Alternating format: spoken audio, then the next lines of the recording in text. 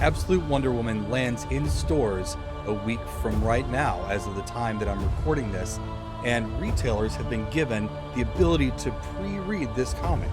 And I want to bring my first thoughts to you. My full review, without spoilers, coming right up.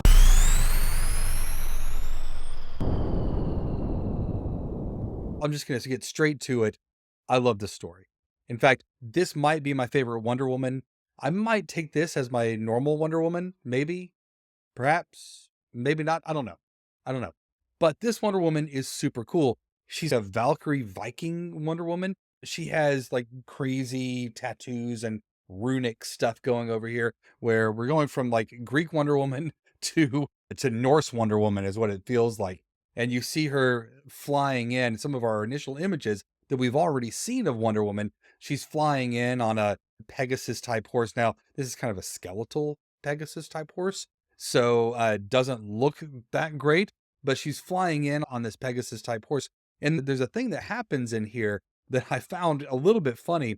She's able to command lots of these sort of dark creatures. She has some that are her friends. It's sort of like a twisted version of Snow White from Shrek, where, you know, Snow White would stand out and sing and use the woodland creatures to attack. I'm not saying she's Aquaman here, but what I am saying is she has some sort of ability to commune with these animals. And that's what she's doing in this in some places.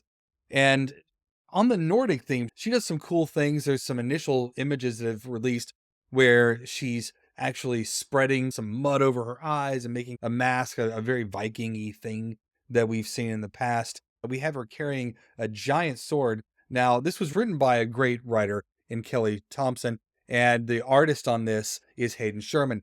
I heard Kelly Thompson say that she originally was going to give Wonder Woman a battle axe, even more of a Viking. But we know now that Absolute Batman has a big old axe, and not everybody gets to have an axe. So instead, she ended up with this giant anime looking blade, and they're calling it the Athena blade. And man, she puts that thing to use. It is doing some work throughout this issue. The Athena blade is crafted by Hephaestus, so it is a true sort of Greek god type weapon, and it does some real damage. I'm not sure what exactly its powers are, but we've seen, even in some of the preview images, so I don't feel like I'm spoiling anything, we see Wonder Woman sort of going to town on this. Now, I do have to be a little bit careful in what I tell you here, because in an origin story like this, everything could be a spoiler. So I'm going to be very careful. There's a couple of things that I want to clarify, though, and that is this. When I first heard what was happening, I actually thought that Wonder Woman would be kind of the Wonder Woman of the underworld. They said that she's the princess of hell. And I thought she'd be hanging out with Hades and stuff there. But she's not hanging out in Hades. She's actually on an island called Hell. The island is actually called Hell. And the person raising her, I want that to remain a surprise. I'm not sure how much of this was spoiled, but it's actually someone who's one of her normal rogues is raising her during this. So it's a very interesting thing to see. And I'm not sure what they're going to end up doing with that part of the story. The story takes place over a long battle over Gateway City, and she has come to the rescue of this town that's under attack by a bunch of creatures. And we've already seen a bunch of the images, so that won't be spoiling anything. You've seen the images of these small dragony kind of creatures that are all over the place, and she's got her Athena blade and she's swinging that thing and fighting these things. That's a good portion of the story. And then ultimately we get to a big bad along the way as well. And she has some powers. She certainly is flying on the Pegasus. I don't recall seeing her fly on her own. She has the Athena blade that she's using to fight. She's super strong. She has kind of the Wonder Woman movie power. I don't know if this is always a constant in her abilities, but she does the thing where she puts the bracelets together and it has a blast that goes out. So that power is there. So some of the powers that we're accustomed to seeing. The one thing that was different in this one is she doesn't have the gold lasso. She has something else instead. And again, Kelly Thompson's talked about this in an interview. She doesn't have the gold lasso. Her lasso is different than that. And I believe it's a lasso that causes pain, from what I understand. We don't see that in action actually during this whole comic. So we don't know exactly what happens. So we're watching this play out, And we're watching her fight and her determination and her desire to save and protect the people around her. All of that's happening along this gateway city battle along the coast, along the shore. And ultimately, again, we get to this big bad that is sitting out there that she has to eventually battle. And what I'll say is, we don't reach full resolution.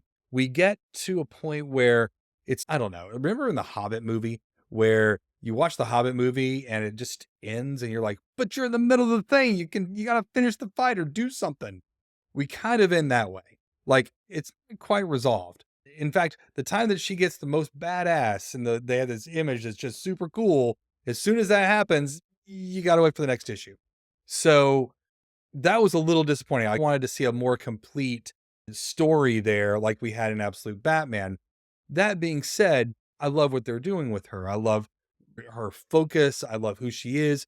I love how she comes into who she is throughout the story. During this battle, they're interlacing her origin and her history and how she was brought up and what hell was like. And this really is an origin story. And you're getting that. How did she become good if she was raised in this terrible environment? And they go through all of that. All those details are there for you. And it's interspersed throughout the story of this Gateway City battle. So you do get a good piece of that. And I really like it. I love the way that they do that. I love that basically what's happened is this core of her character, who she is, comes out. No matter who is raising her, nature comes out regardless of the nurture. She was a hero and would have been a hero whether she grew up in paradise or she grew up in hell. That's what this story is about.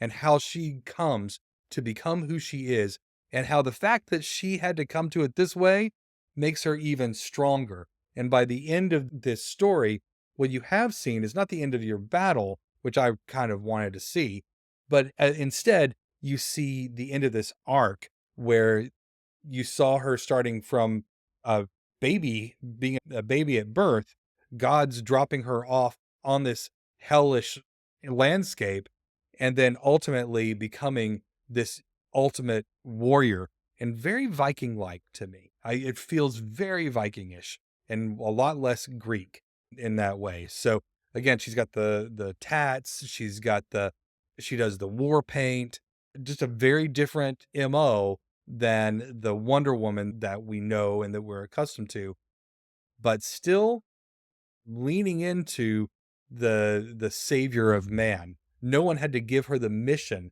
to go and save mankind. She took that upon herself as Diana the Mascara and who she ultimately comes into being in this storyline. Excellent comic. October 23rd. You'll be able to pick this up in stores. And I highly encourage you to go out and pick this from your local comic shop.